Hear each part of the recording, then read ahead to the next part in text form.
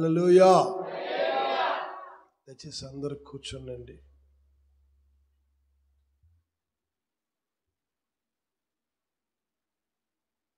ఈ శుభదినాన ఆయన సన్నిధికి వచ్చిన మీ అందరికీ మరొకసారి నా హృదయపూర్వకమైన వందనాలు.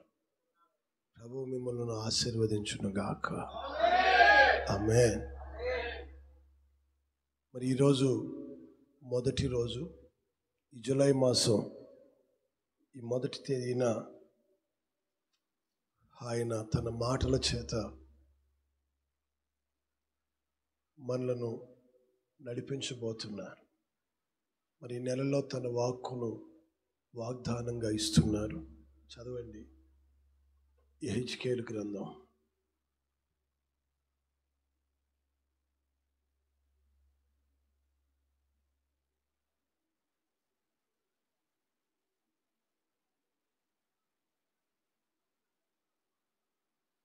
యెహెజ్కేలు 36వ అధ్యాయం 9వ వాక్యం.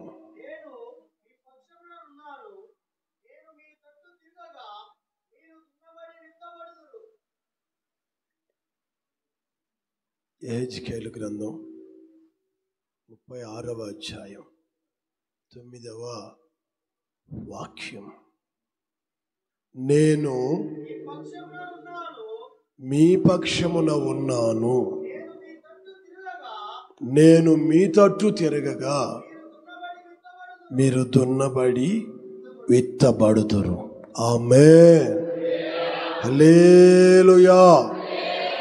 నేను మీ పక్షమున ఉన్నానని వాగ్దానం చేసిన యేసయ్యకు స్తోత్రాలు చెబుదాం. స్తోత్రం, స్తోత్రం, స్తోత్రం, స్తోత్రం. ఆమేన్. దయచేసి గమనించండి, ఇది నీ కోసం, నీ కుటుంబం వారి కోసం ఒక క్రొత్త నెల. 6 నెలలలో నీ జీవితంలో కొన్నిసార్లు గెలిచినట్టు అనుకున్నా, అనేక పర్యాయాలు ఓడిపోయారు. పలుమార్లు కన్నీళ్లు విడిచాం, పలుమార్లు ఇక నా వల్ల కాదు అని కృంగిపోయాం. ఆయా సందర్భాలలో ఏమి చేయుటకు చేతకాని వ్యక్తి వలె ఒంటరిగా నిలిచిపోయా. ఈ రోజున నిన్ను ప్రేమించిన నీ దేవుడు రాబోయే దినములలో నీవు బలము తెచ్చుకొని, రాబో కాలములో నీవు బలము తెచ్చుకొని పోగొట్టుకొనిన ఆశలను మరలా చిగురించేలా నీ జీవితం ఉజ్జీవపరచబడాలని ఆయన కోరుకొని మరొక క్రొత్త నెలను నీ ముందు ఉంచారు. దేవునికి స్తోత్రం. హల్లెలూయా.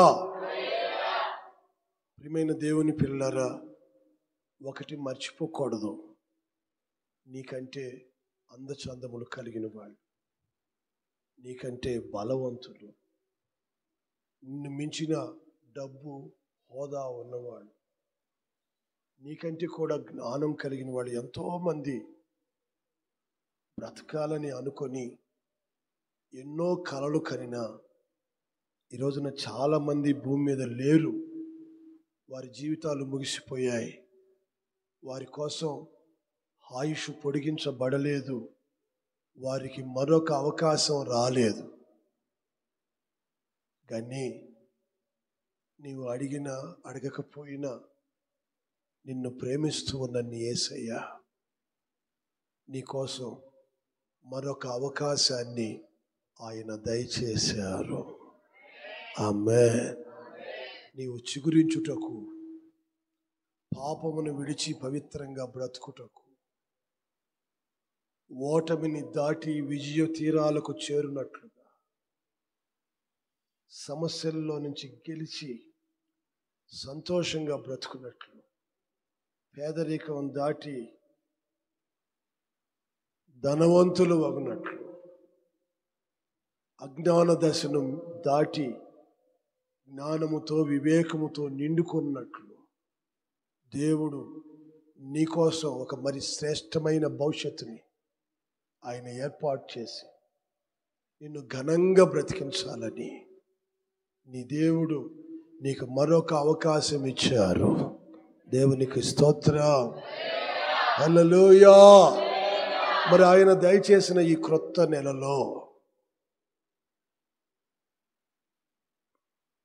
నీవు జీవించబోయే నీ జీవిత విధానంలో ఉద్యోగాలు చేసిన, వ్యాపారస్తులే అయినా, వ్యవసాయమే ఆధారం చేసుకున్నప్పటికీ, ఒకవేళ చేతి పనులు, రకరకాల మార్గాలలో నిన్ను నీ కుటుంబాన్ని పోషించుకుంటున్న వ్యక్తివే కానీ, నీ జీవిత దినములలో నీవు బ్రతుకుతున్న ప్రతిరోజు నీ పిల్లల విషయంలో కానీ, కుటుంబంలో కానీ ఏదో ఒక ఆటంకము నీకు ఎదురు కాక తప్పదు. ఏదో ఒక రూపంలో సమస్య నిన్ను ఎదుర్కొంటుంది. గతంలో అలాగనే చేసి ఎదురుగా వచ్చాయి, భయపెట్టాయి, బాధ పెట్టాయి, కన్నీళ్లకు కారణమయ్యాయి, ఒంటరిగా కుమిలిపోయేలా చేశాయి. అలాగే ఈ నెలలో కూడా నీ విషయంలో, నీ కుటుంబం విషయంలో, మీ భవిష్యత్తు విషయంలో, మీరు పనిచేసే చోట కూడాను ఏదో ఒకటి నీకు ఎదురవుతుంది. అది అవమానమో, అనారోగ్యమో, బాధో, ఇబ్బందికరమైన పరిస్థితిలో ఓటమి దిశగా ప్రయాణించటమో, చేతకాక ఇక సతికిలబడాలి అని నిరసిల్లిపోవటమో, ఒంటరిని అని అధైర్యపడటమో, ఇలాంటిది ఏదో ఒకటి నీ ముందు నిలబెట్టేదానికి లోకము ప్రయత్నం చేస్తుంది. పాపిష్టి మనుషులు ప్రయత్నిస్తారు, అదృశ్యంగా పనిచేసే దురాత్మలు ప్రయత్నిస్తాయి. అయితే ఈరోజు నువ్వు ఒకటి గుర్తు చేసుకో. రోమాపత్రిక 8వ అధ్యాయం 31వ వచనంలో వ్రాయబడి ఉన్నది. చదవండి ఆ మాటలు. రోమాపత్రిక 8వ అధ్యాయం 31వ వచనంలో ఇలా రాయబడింది, దేవుడు మన పక్షమున ఉండగా మనకు విరోధి ఎవడు?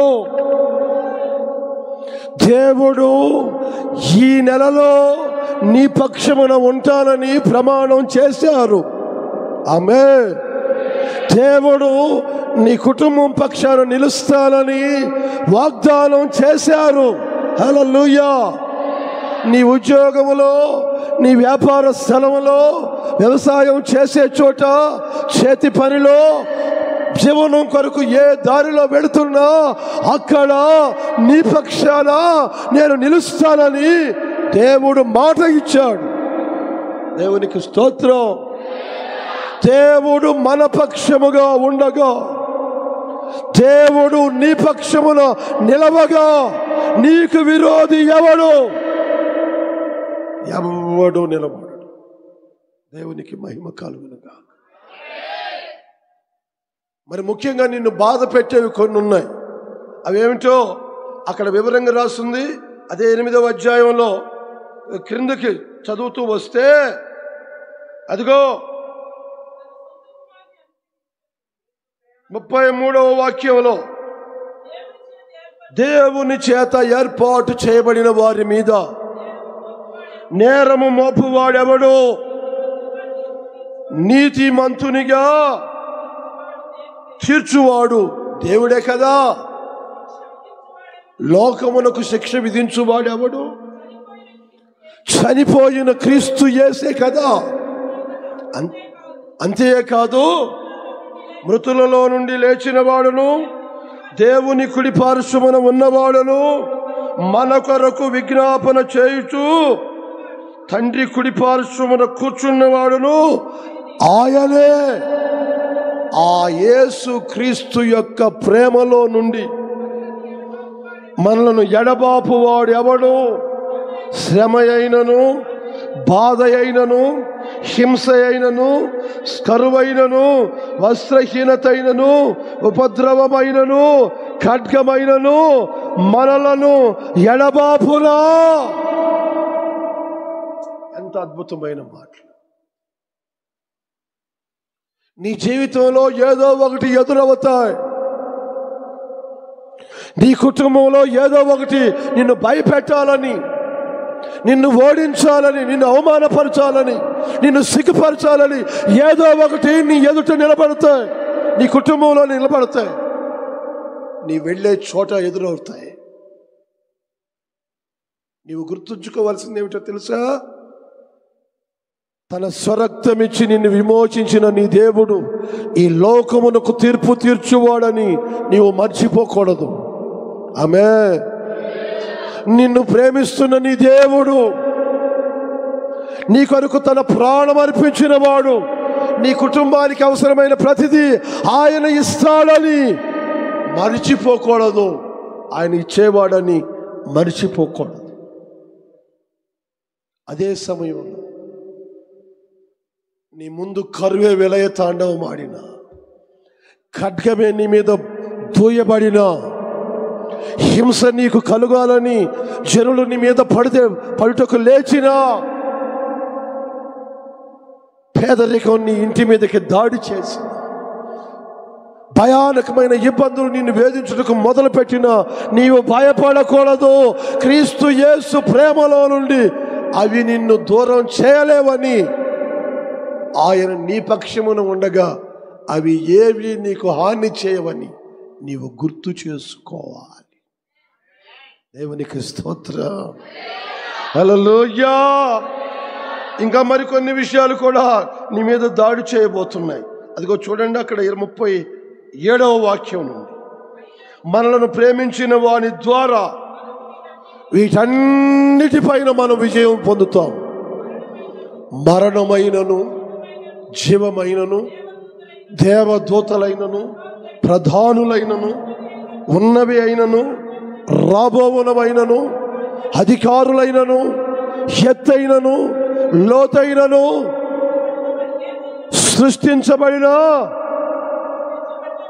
సృష్టించబడినది మరి ఏదైనను మన ప్రభు అయిన యేసు క్రీస్తు నందలి దేవుని ప్రేమ నుండి మనలను ఎడబాపనేరవు. హల్లెలూయా. చప్పట్లు కొడుతూ దేవుని స్తుతిద్దాం గట్టిగా గట్టిగా. హల్లెలూయా, హల్లెలూయా, హల్లెలూయా. క్రీస్తు యేసు సన్నిధిలో నుండి నిన్ను దూరము చేయలేవు. ఏది ఎదురైనా, ఏది నీ సన్నిధి నీ ఎదుట నిలిచినా భయపడకు. దేవుడు నీ పక్షమై నిలబడబోతున్నాడు. ఆమేన్. ఆయన నీ పక్షాన నిలబడతారు. ఆయన నీ పక్షాన తన దూతలను నియమిస్తారు. దేనికి భయపడవద్దు.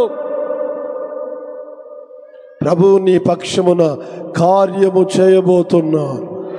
దేవునికి మహిమ కలుగునుగా, దేవునికి మహిమ కలుగునుగా. ఆమేన్. ప్రియమైన సహోదరులారా, అది మాత్రమే కాదండి. ఈ భూమి మీద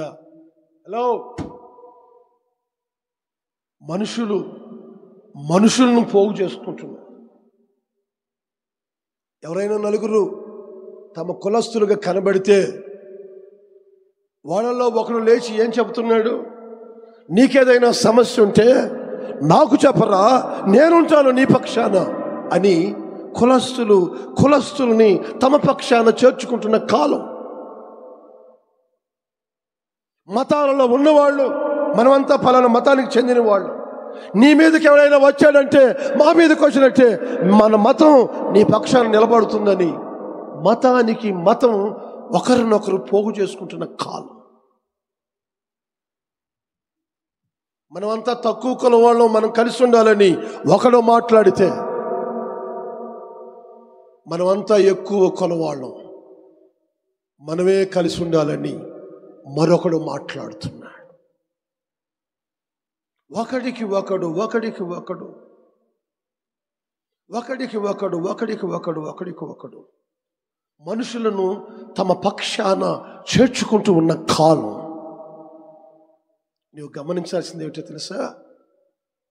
మనుషుల మధ్యలో దైవ కార్యము నెరవేర్చుటకు దేవుడే నీ పక్షాన నిలుస్తానని మాట ఇస్తున్నాడు. చప్పట్లు కొడుతూ దేవుని స్తుతిద్దాం.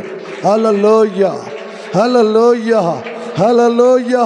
దేవుడే దేవుడే నీ పక్షాన ఉంటానని మాట ఇస్తున్నారు.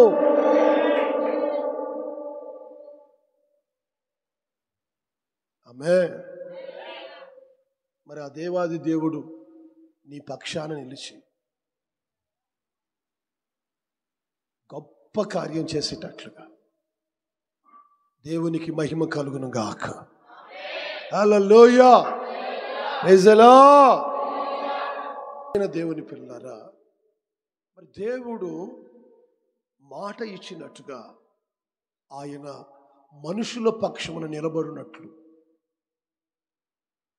నీవు మానవుడివి, నీ పక్షమున ఆయన నిలబడినట్లు. కులం కాదండి, మతం కాదండి, ఒక వర్గం వాళ్ళు కాదండి, సృష్టికర్త అయిన దేవుడు నీ పక్షాన నిలిచి నిన్ను కాపాడి నిన్ను బలపరిచేటట్లుగా, దేవుని ఆత్మ నీ మీద నిలిచి నిన్ను ఆశీర్వదించగలిగేటట్లుగా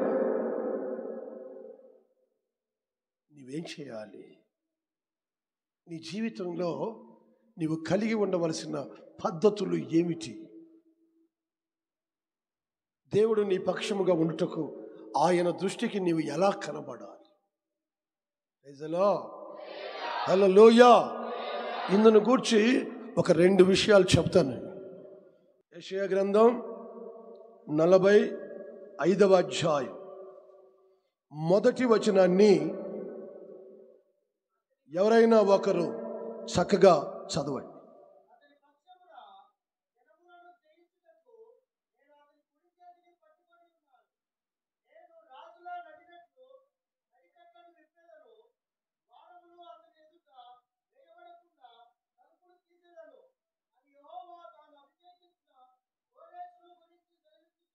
దేవునికి స్తోత్రం.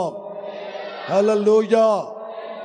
ఈ వచన భాగంలో కోరేషు అనే ఒక వ్యక్తిని గురించి,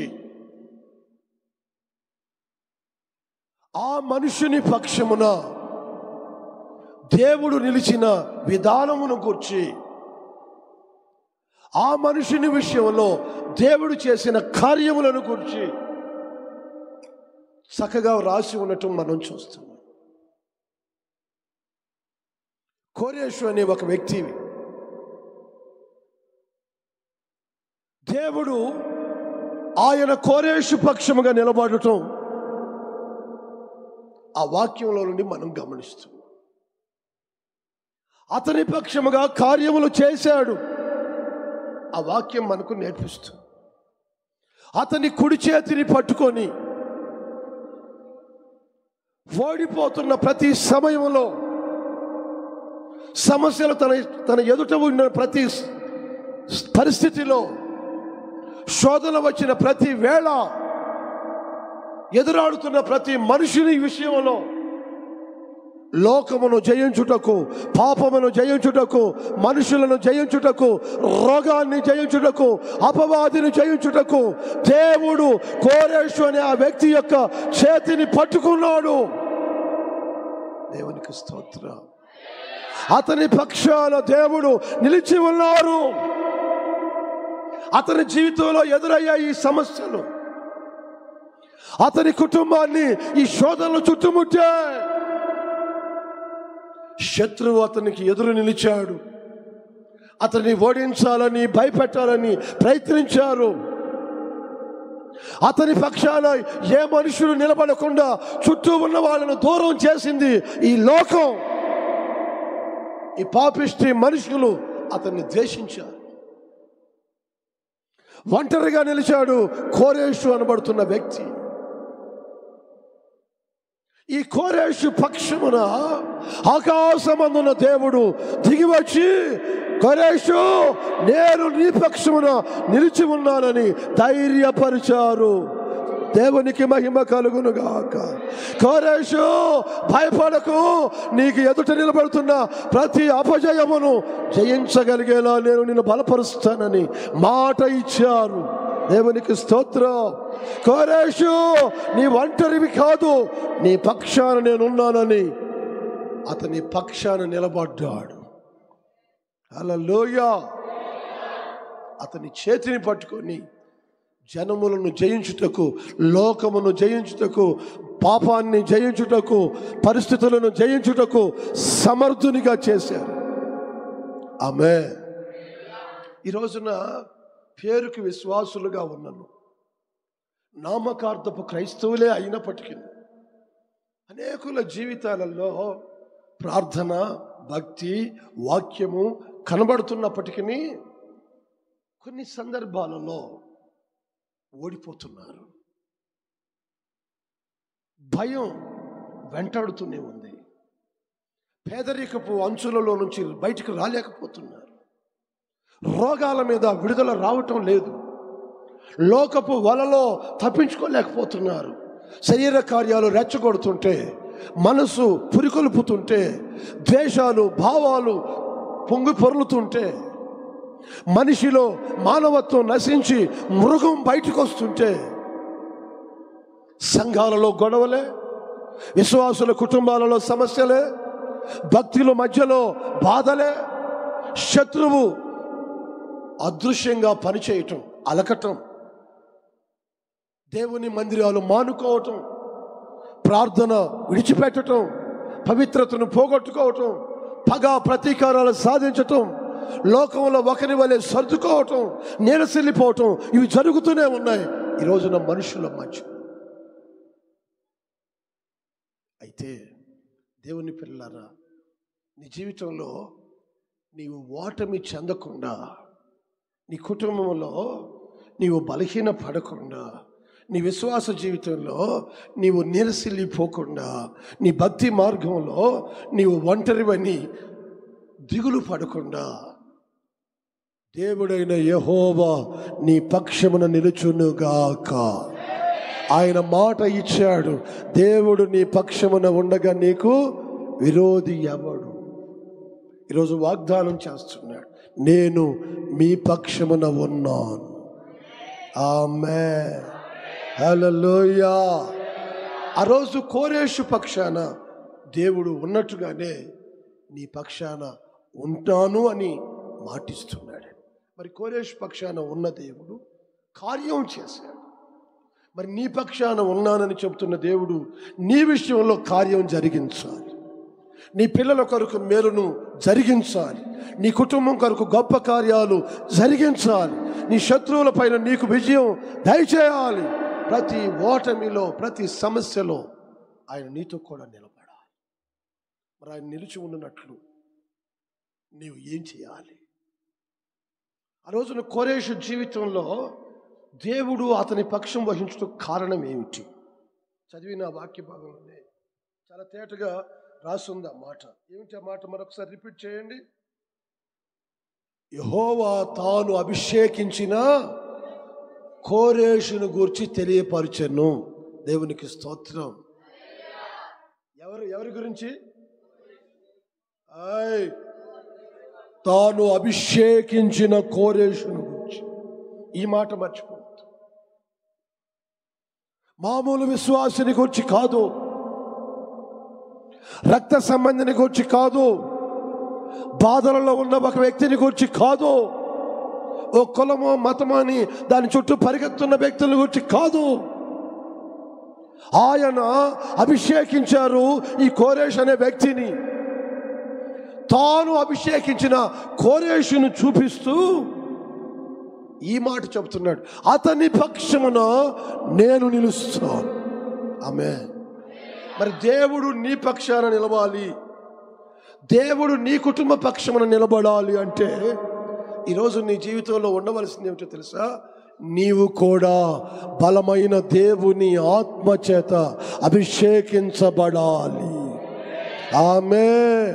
నీ గుండె లోతులలో, నీ సర్వ శరీరములో దేవుని ఆత్మ అభిషేకము నిండాలి. సంఘములో నీవు కనబడుతున్నప్పుడు నీవు ఆత్మను పొందిన వ్యక్తిగా కనబడాలి. మనుషుల మధ్య నీవు జీవిస్తున్నప్పుడు ఇతడు ఆత్మీయుడు అనే సాక్ష్యం పుట్టేలా ఆత్మ సంబంధమైన ప్రవర్తన నీలో ప్రత్యక్షపరచబడాలి.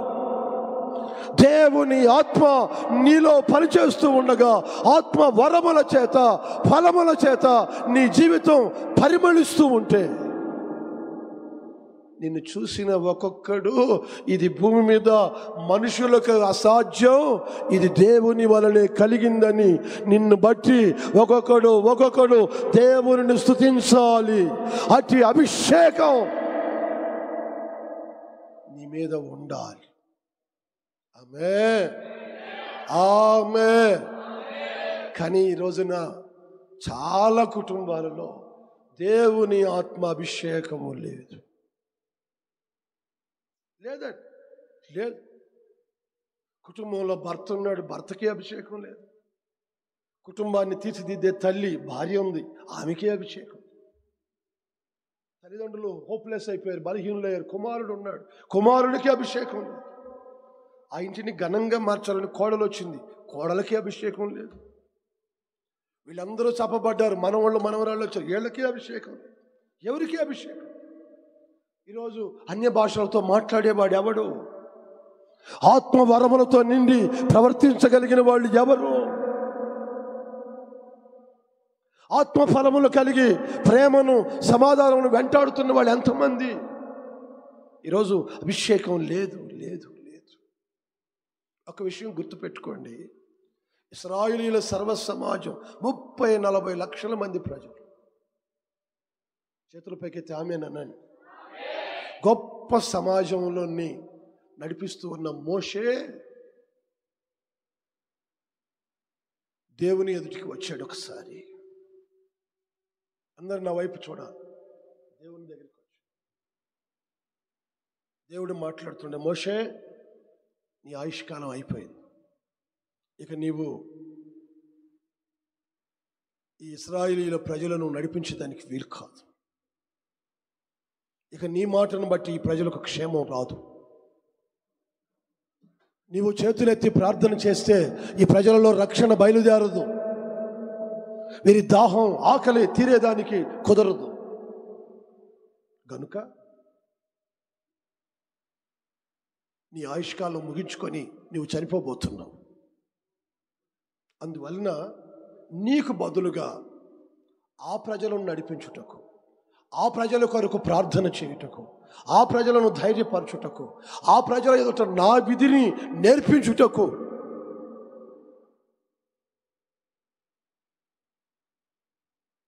ఒకడు కావాలి.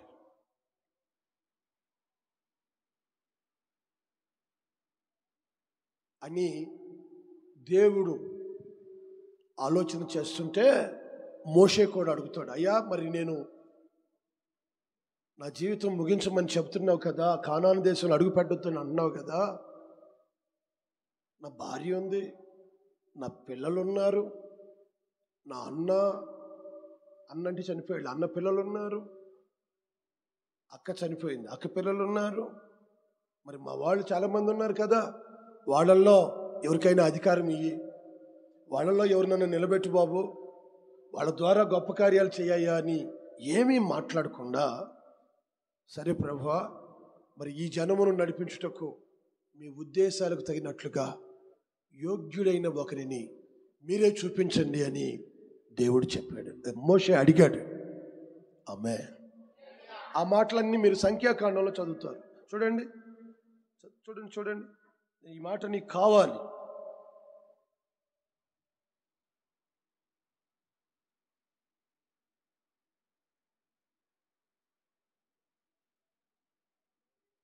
ఆ 27వ అధ్యాయం 16 నుండి 18 వచనాల వరకు త్వరగా చూడండి. 27, 16 నుండి 18 వరకు.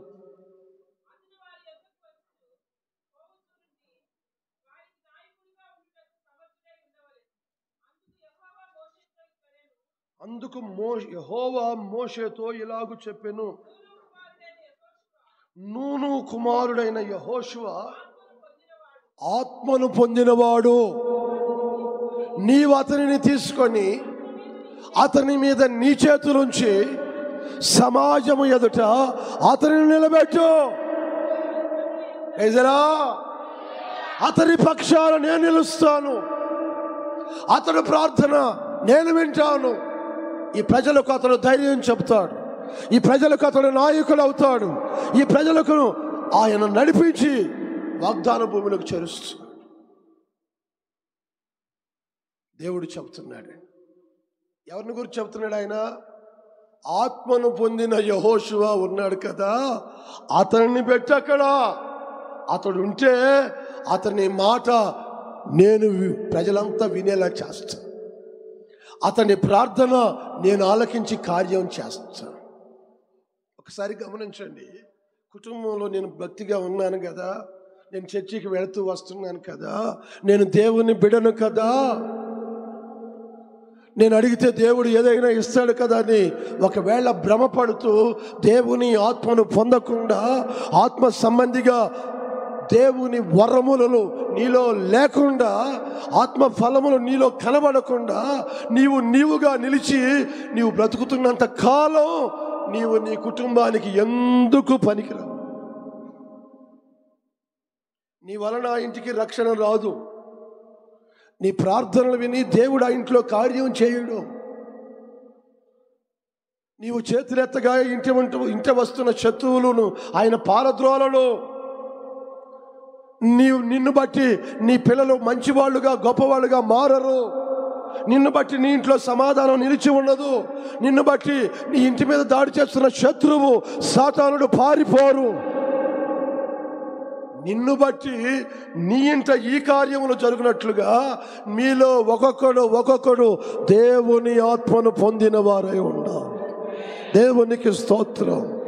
హల్లెలూయా.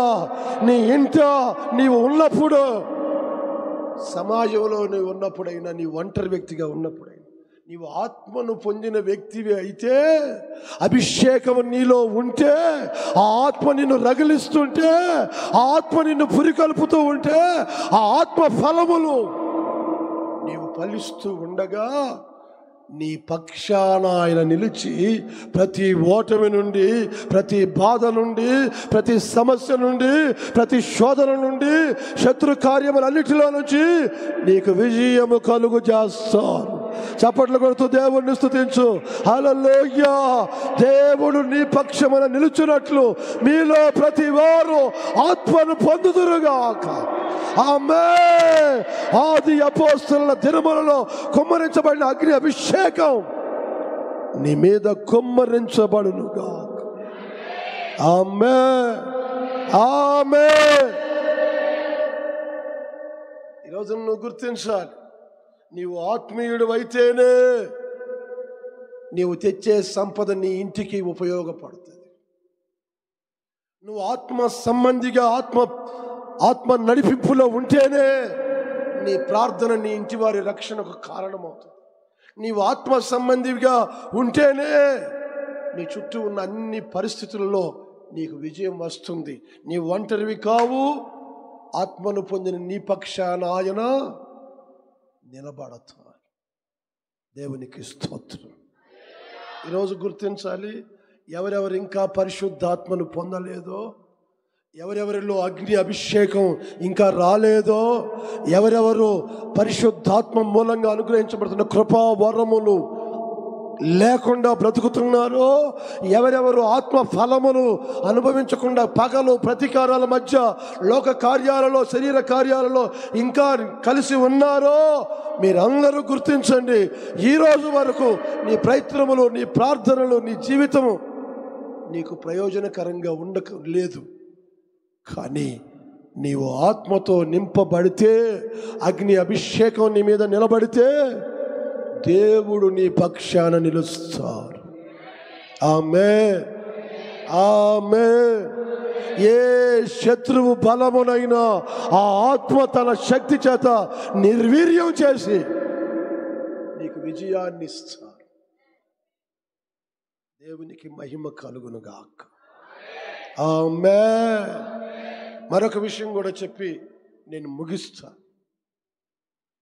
చాలా సంగతులు మీకు చెప్పాలి, కానీ సమయాన్ని కూడా చూడాలి కనుక మరొక విషయాన్ని మాత్రమే చెప్తాను.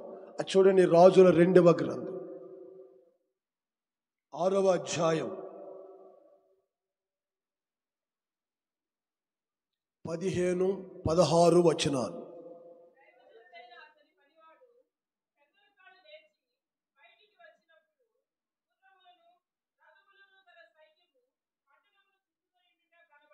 దయచేసి ప్రతి మాటను శ్రద్ధగా గమనించండి. దైవజనుని దగ్గర పరిచర్య చేస్తున్న ఒక పనివాడు పెందల కడనే లేచి వారి ఇంట్లో నుంచి బయటకు వచ్చాడు. బయటకు వచ్చి నిద్రమత్తులో కళ్ళు నలుసుకుంటూ వచ్చినట్టున్నాడు. బయటకు వచ్చి కళ్ళు తెరిచి చూస్తే వాళ్ళున్న ప్రాంతమంతా గుర్రములు, రథములు, వాటిలో నిండిన గొప్ప సైన్యం, కత్తులు కటారులు పట్టుకొని ఒక గొప్ప సైన్యం వారిని చుట్టుముట్టు. అది చూసి భయపడి కేకలేస్తూ పరిగెత్తాడు. గురూజీ, గురూజీ,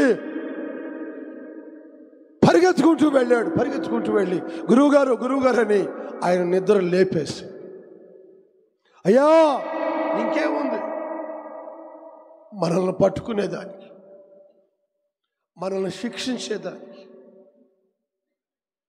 మనల్ని అవమానపరిచేదానికి, ఒకవేళ ఇంకా వారి దృష్టికి నేరం ఎక్కువ కనబడితే చంపేదానికి మన చుట్టూ వేల వేల కొలది సైన్యం ఉన్నారు. గుర్రాలతో, రథాలతో, కత్తులతో, ఆయుధాలతో మనల్ని చుట్టుముట్టారు. మనం పారిపోయేదానికి కూడా లేదు. ఇక అయిపోయింది, ఇంకేముందయ్యా, అయిపోయింది. నీతో ఉంటే నేను బాగుపడతాను అనుకుని వచ్చాను, ఇంకేముంది, ఈరోజు నా ప్రాణం పోతుంది.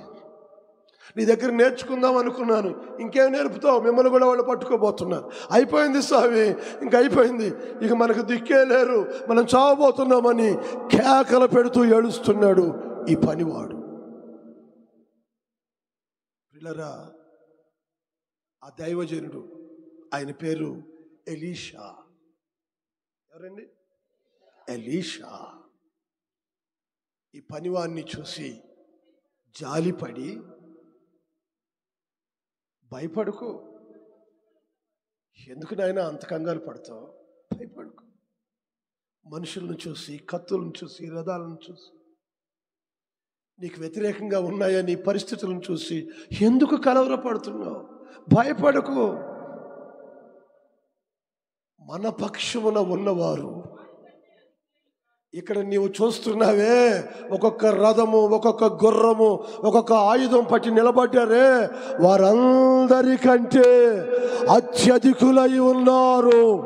చప్పట్లు కొడుతూ దేవుని స్తుతిద్దాం. హల్లెలూయా, హల్లెలూయా. భయపడకు, మన పక్షమున ఉన్నవాడు మన విరోధుల కంటే బలవంతులు. మాట చెప్పి చిన్న ప్రార్థన చేశాడు. అయ్యా, వీడి కన్నులు తెరువు నాయన, వీడికి ఏమీ అర్థం కావట్లేదు, వీడి కళ్ళు ఉన్నాయి కానీ వీడు కనబట్టలేదు నాయన, ఆత్మ సంబంధమైంది ఏది వీడు చూడట్లా. ఆ టీవీలు చూడటం, సెల్ ఫోన్లు చూడటం, పాపిష్టి మనుషులను చూడటం, వాళ్ళ బట్టలు నిర్ణయించటం, వాళ్ళు ఎట్టున్నారు, వీళ్ళు అట్టున్నారని ఈ చెత్త అంతా చూస్తాడు. కానీ పరలోకమును గూర్చి, పరిశుద్ధతను గూర్చి, దైవత్వాన్ని గూర్చి, దేవా మీరు చేసే సహాయాన్ని గూర్చి వీడు చూడలేకపోతున్నాడు. కళ్ళున్న గుడ్డివాడయ్యా వీడు కళ్ళు తెరువు స్వామి అన్నాడు. ఆమె ఈరోజున ఇట్లాంటి గుడ్డోళ్ళు చాలామంది కనబడతారండి, చాలామంది కనబడతారు. ఆమె ప్రైజ్లా. ఇట్లాంటి గుడ్డోళ్ళు చాలామంది ఉన్నారు. ఈ రోజున ఇట్లాంటి గుడ్డి వారందరికీ కన్నులు తెరవబడునుగాక.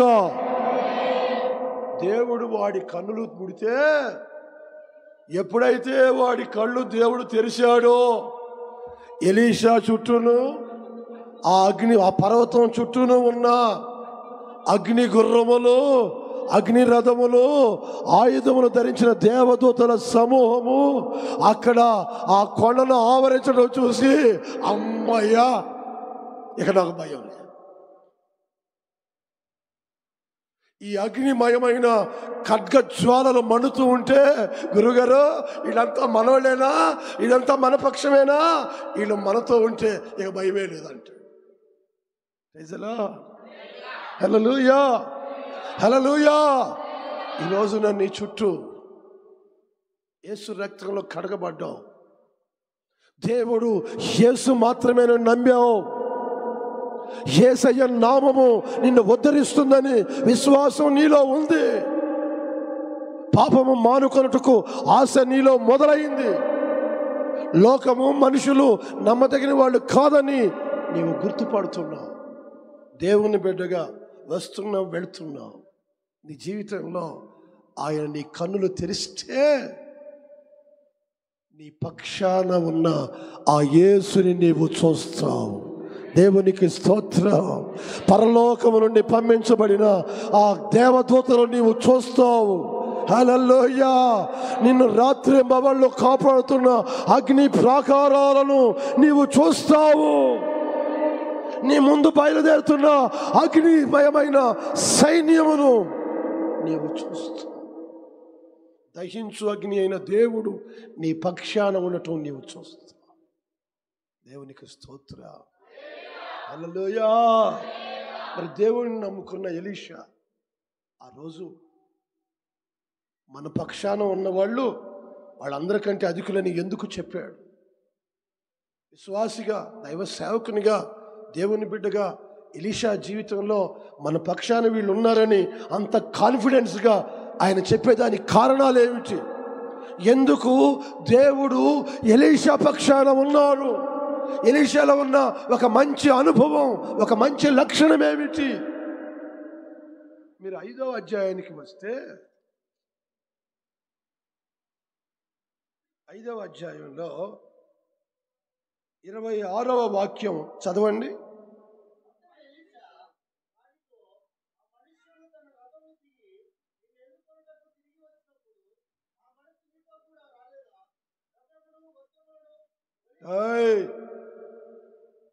చక్కగా ఒక్కొక్కటి చదువు వివరంగా. క్యాజే ద్రవ్యమును, వస్త్రములను, ఒలీవ చెట్ల తోటలను, ద్రాక్ష తోటలను, గొర్రెలను, ఎడ్లను, దాసదాసీలను సంపాదించుకొనుటకు ఇది సమయమా?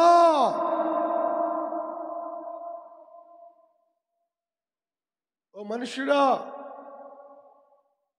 ప్రార్థన మానేసి పరిశుద్ధంగా బ్రతకటం విడిచిపెట్టి వాక్యం వినకుండా లోకంలో తిరుగుతూ పాపిష్టి మనుషులు చేసిన పాపము వైపు తిరగటం, డబ్బులు వస్తాయని ప్రార్థన మానేసి పనికి వెళ్ళటం, మనుషులు చెప్పారని, కులస్తులు పిలిచారని, మతం రమ్మందని సంఘానికి దూరం అవ్వటం, పరిశుద్ధతను పోగొట్టుకోవటం, దేవునికి కాక మనుషులకు ప్రాముఖ్యతనివ్వటం, లోకంలో విలువను, డబ్బును, ఇండ్లను, వస్తువులను, బంగారు నగలను అవి ఇవి సంపాదించుకున్నట్టుకు ఇది సమయమా? ఆ రోజు గెహజీని సూటిగా ప్రశ్నించాడు ఎలీషా. ఎలీషా ఎవరో తెలుసా అండి?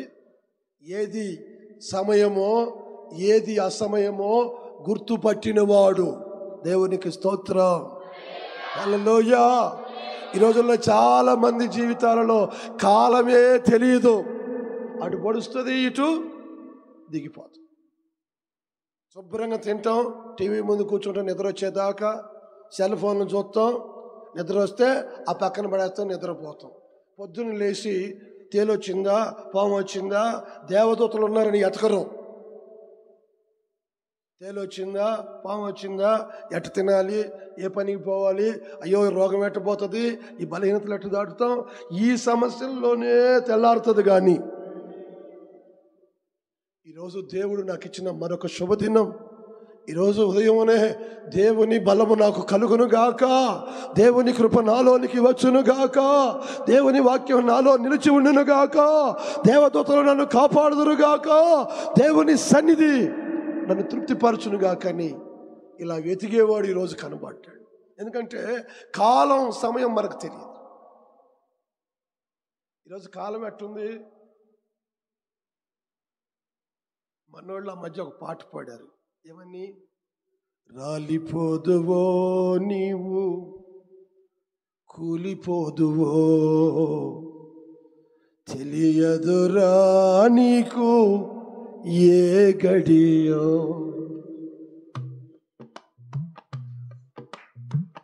రాలిపోదువో నీవు, కూలిపోదువో, తెలియదురా నీకు ఏ గడియో. పువ్వు రాలు విధముగా రాలిపోదువో, పువ్వు రాలు విధముగా రాలిపోదువో. అయ్యో మానవా, మాయరా ఇది మాయరా. ఆమె ఈరోజు లోకమే మాయ, మనుషుల జీవితమే మాయా ప్రపంచం. బట్టలలో మాయ, ఆభరణములతో మాయ, డబ్బులో మాయ, మనిషికి మధ్యలో మాయ, ఊరు జనానికి జనం మధ్యలో మాయ. ఎప్పుడు ఏం జరుగుతుంది అంతా మాయ. ఎప్పుడు ఏమవుతుందో ఏమర్థం కాదు. నా వాళ్ళు అనుకుంటే ఏదైనా వాడికి అనుకూలంగా అవుతా, అప్పుడు వాడే శత్రువు అవుతుంది. ఇది ఉంది కదా అనుకుంటే మరుక్షణం అది కోల్పోయే పరిస్థితులు ఏర్పడ్డాయి. ఆరోగ్యం బాగుందిలే అనుకుంటే ఉదయాన్నే కాలో చేయో పడిపోతుంది. వర్షం ఆగిపోయింది కదా అనుకుంటే ఉదయాన్నే తుఫాను వస్తుంది. ఎప్పుడు ఏం జరుగుతుందో ఏం తెలియదు. ఈరోజు ఎవరు ఎలా మారుతారో ఏమీ తెలియదు. ఈరోజున దైవ వాక్యము మాట నేర్పుతున్న సంగతి ఏమిటో తెలుసా అండి? నీవు కాలమును ఎరిగిన వ్యక్తిగా మారాలి. దేవునికి స్తోత్రం. నీ పిల్లలు ఎలా బ్రతుకుతున్నారో, నీ ఇంటి పరిస్థితులు ఎలా ఉన్నాయో, నీ ఆయుష్కాలం ఎంత, ఇవి మంచి జరిగే రోజులేనా, కష్టకాలమా, ఇది కృపాకాలమా, దేవుని రాకడ సమీపిస్తున్న కాలమా, చెడును విసర్జించనున్న కాలమేనా? ప్రతి దాన్ని వివేచించి ఏ కాలంలో ఏది చేయాలో, ఏ సమయానికి ఎలా ఉండాలో ఈ వివేకం నీకు ఉండాలి. దేవుడు ఆయుష్ ఇచ్చాడు కదా అని ప్రార్థన చేయవలసిన కాలంలో మందిరాన్ని మానేసి ఎక్కడెక్కడో తిరగకూడదు. నువ్వు వెళ్ళిన ప్రతి చోట మంటలు మండుతాయి, కుటుంబాలు తల్లక్రిందులైపోతాయి.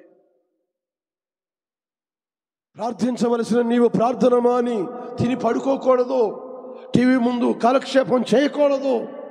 దేవుని జ్ఞానం మాట్లాడవలసిన నోరు లోకపు మాటలు మాట్లాడకూడదు. కాలమునెరిగి మనుష్యుడా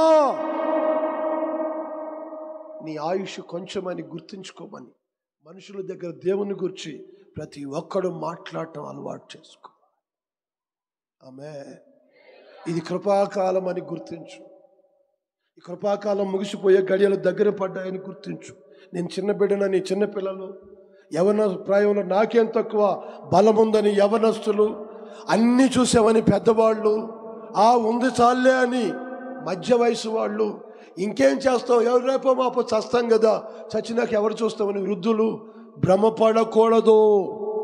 ఈ కాలము నీది కాదు, ఈ సమయము దేవుడు నీకు ఇచ్చింది కాదు. ఏ కాలమందైనా ఏ సమయమందైనా దేవుని యందు భయభక్తులు కలిగి కాలము నెరిగి నీవు ప్రవర్తించడం నేర్చుకోవాలి. దేవునికి స్తోత్రం. తమ సమయమును ఎప్పుడు ఏది సంపాదించుకోవాలో ఈరోజు చూడండి. దేవుని సన్నిధిలో ప్రార్థన చేద్దాం రండి, రోగాలు పోతాయి రండి అంటే చర్చికి వచ్చే రోగులు చాలామంది ఇళ్లలోనే ఉన్నారు. ట్యాబ్లెట్లు వేసుకుంటా, టీవీల ముందు కూర్చుంటా. రోగం వచ్చిన ఇంట్లో చావకపోతే దేవుని మందిరంలో పడొచ్చుగా. పేదరికంలో ఉన్నవాడు నా కర్మించే అని, నా బాధించే ఎవరి దగ్గరికి వెళ్ళి అప్పు చేద్దామా, ఎవరిని అడుగుదామా, ఎక్కడ దొంగతనం చేద్దామని ఇళ్లలో పడి ఉండకపోతే దేవుని పాదాలు పట్టుకోవచ్చుగా. వీనికి కాలం తెలియదు. ఒక మూర్ఖురాలు పేరుకు భక్తే.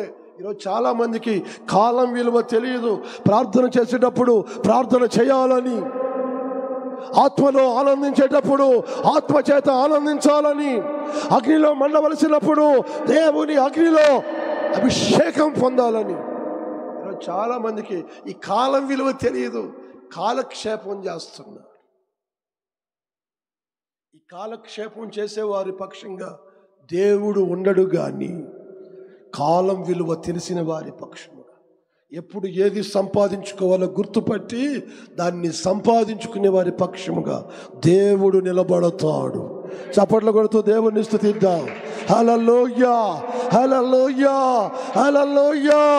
ఎలీషా పక్షాన నిలిచిన దేవుడు నీ పక్షాన, నీ కుటుంబం పక్షాన నిలిచేటట్లు. దేవుడు నీకు డబ్బు ఇచ్చినా ఇవ్వకపోయినా, సంతోషంగా ఉన్నా ఉండకపోయినా, పిల్లలు క్షేమం కలిగినా అలా జరగకపోయినా, కాలమును ఎరిగి ఇది దేవుని సమయం, దేవుని దగ్గర ఉండటం మంచిది, ఇది దేవుని ఆజ్ఞని, సమయాన్ని గుర్తుపట్టి దేవుని సన్నిధిలో నీవు నిలబడగలిగితే పరిశుద్ధాత్ముడు నీ పక్షాన నిలుస్తారు. దేవుడు నీ పక్షాన నిలబడతారు. ఆయన మాటలు నీ పక్షాన రూఢిపరచబడతాయి. దైవ కార్యం నీ పక్షాన జరగటం మొదలవుతుంది. దేవుడు నీ విరోధులందరిపైన నీకు ఒక గొప్ప విజయం ప్రసాదించి నిన్ను ఆశీర్వదిస్తారు. ఈ మాటలన్నీ మీ ఒక్కొక్కరి కొరకు ఆయన రూఢిపరిచి మీ జీవితాలలో నెరవేర్చునుగాక. దేవునికి స్తోత్రం. ఆమేన్. దయచేసి అందరూ మోకరించి ఉన్న చోటనే అందరూ మోకరించి కళ్ళు. Thank you Jesus. How mercy this prayer, how mercy this prayer. ఇమానా కదాబా రిబానా కత్యన రాబా రాబా నాదా మానా కత్యన లోబా షత్యన అంతిరిబా లాలా బాబా బాబా రాకత్యన. అగ్ని అభిషేకం ఆ రోజు యెహోషువ పైన దిగి వచ్చిన అగ్ని అభిషేకం, కోరేషులో మండుతూ ప్రజ్వలిన దేవుని ఆత్మ ఈ రాత్రి ఒక్కొక్కరి మీద మండునుగాక.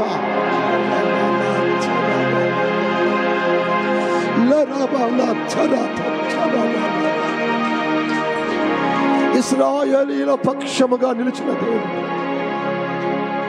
నీ పక్షాన నిలిచి నీ పక్షాన కార్యము చేయుటకు మొదలు పెట్టినట్లుగా దేవుని పిల్లలారా ఒక తీర్మానం చేయండి. అందరూ చేతులు చాపి ఆయన మాటలన్నిటిని బట్టి స్తోత్రాలు చెప్పండి. అందరూ జీసస్ ఆఫ్ నాజరేత్. హల్లెలూయా, హల్లెలూయా. యేసు రక్తమే జయం. హల్లెలూయా, హల్లెలూయా. పరిశుద్ధాత్ముడా, పరిశుద్ధాత్ముడా మీరు బలపరచండి. అడగండి, అందరూ అడగండి. ఆ రోజు కోరేషును అభిషేకించినట్లు నన్ను అభిషేకించయ్యా. యెహోషువ మీదకి దిగి వచ్చిన ఆత్మ నా మీద నిలిచి ఉండనివయ్యా. ఆ ఆత్మ చేత నన్ను నింపయ్యా. అడగండి, అడగండి, అడగండి. మీరు మాకు ఇచ్చిన ఈ ఆయుష్కాలం గర్వమునకు చోటివ్వక, పాపం వైపు పరిగెత్తక, శరీరాశలలో చిక్కుబడకుండా ఉన్న కాలమును సమయమును సద్వినియోగం చేసుకొని రక్షణలో బలపడుటకు, పరిశుద్ధతలో ఎదుగుటకు, నీతిని ధరించుకొనుటకు, ప్రార్థన ఆత్మ పొంది పవిత్రంగా పరిమళించుటకు నాకు సహాయం చేయాలి. నా ఇంటి వారికి సహాయం చేయాలి.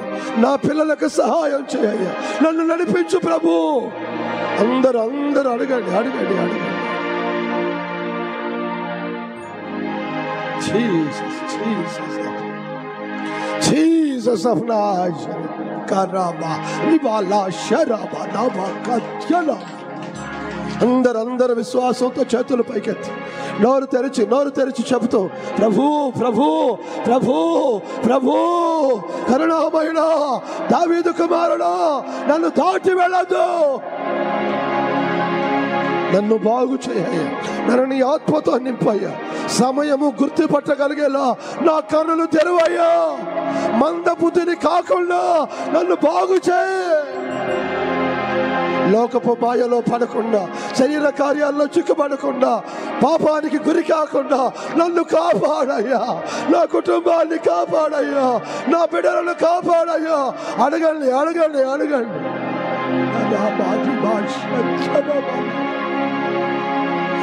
యేసయ్యా యేసయ్యా యేసయ్యా,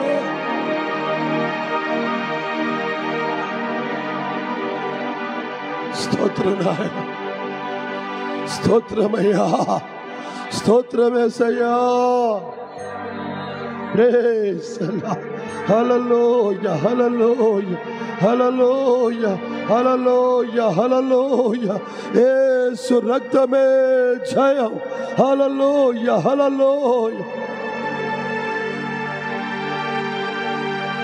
నా నేడు నిరంతరం మారనే మారవు, నా జ్ఞాపకాలలో చెరగని వాడవు, నీవే నీవే నమ్మదగిన దేవుడవు, నీవు నా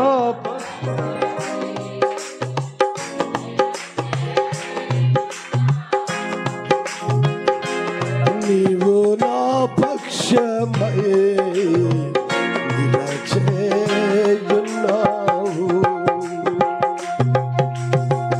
యేసయ్యా నీ ప్రత్యక్షతలో బయలుపడలే శాశ్వత కృప నాకై. యేసయ్యా నీ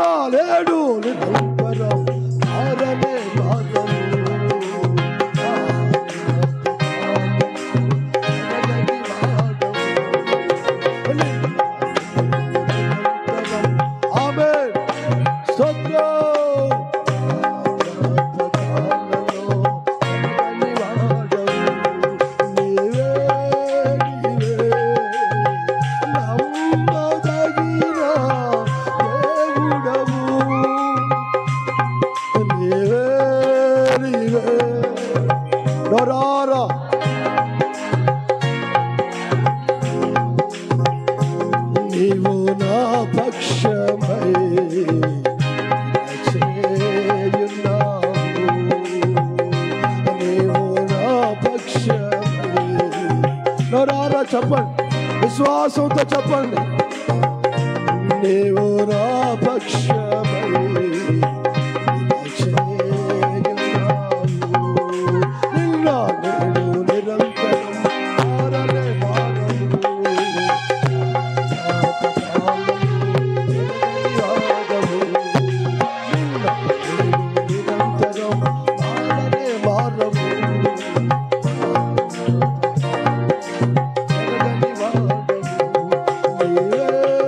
నీవే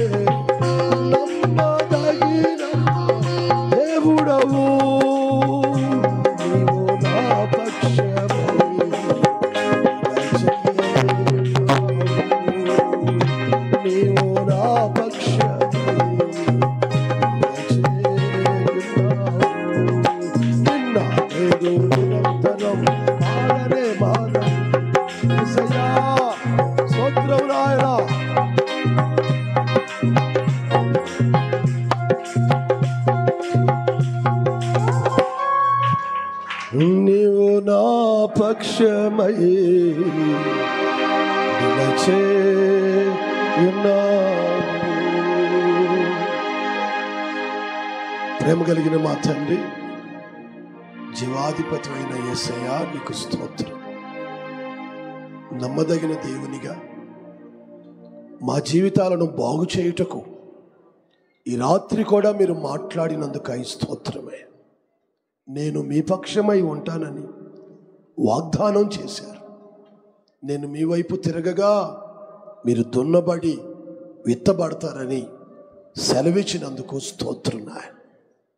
మీరు మా పక్షమై ఉండగా మీ యొద్ద నుండి మమ్మను ఎడబాపువాడు ఎవడూ లేడని సూటిగా తెలియపరిచినందుకు స్తోత్రం. ఏ బలహీనతలలో ఏ శోధనలు ఎదురైనా సమస్యలు వచ్చినా భయపడొద్దని, శత్రువు బాధ పెట్టినా దిగులు చెందవద్దని, దేవుడు నీ పక్షాన ఉన్నాడని వచ్చిన ఒక్కొక్కరిని ఓదార్చి ధైర్యపరిచినందుకు స్తోత్రమయ్య. నీ సన్నిధిలో నిలిచి నీ ఆత్మచేత అభిషేకించబడిన కోరేషు పక్షాన నీవు ఉండి ఎదురైన ప్రతి ఆపదలో, అపజయాలలో, లోకపు కార్యాలలో విజయమిచ్చి గొప్ప జీవితాన్ని ప్రసాదించారు. ఈరోజు రాత్రి మీ మాటలు విన్న ఒక్కొక్కరు మీ ఆత్మచేత నింపబడిన వారైతే, మీ ఆత్మచేత బలపడి శత్రువులను, లోకమును జయించగలిగితే, ఆత్మచేత ప్రకాశిస్తే ఆత్మ సంబంధులైన వారి పక్షాన ఉంటానని తెలియపరుస్తూ, ఒక్కొక్కరు ఆత్మపూర్ణులు కావాలని, ప్రతి వారు ఆత్మీయులుగా వెదగాలని మీరు బోధించినందుకు స్తోత్రం. ఎలీషా పక్షాన మీరు ఉన్నారని, ఎలీషా కాలమును ఎరిగి ప్రవర్తించగా ఏ సమయమందు ఏం చేయాలో గుర్తించి ఎవరైతే తమ బ్రతుకులు బాగు చేసుకుంటారో వారి పక్షాన నిలిచి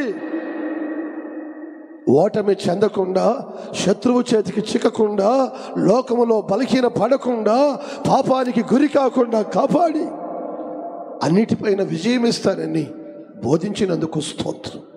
రాబో దినములలో ధైర్యముగా బ్రతుకుటకు, చేస్తున్న పనిలో విశ్వాసం ఉంచుటకు, నిరీక్షణ కలిగి అడుగులు వేయుటకు, దేవుడు అయిన మీతో నిబంధన యందు నిలుచుటకు, మీ ప్రజలతో మాట్లాడిన మీ మాటలన్నిటిని బట్టి స్తోత్రం.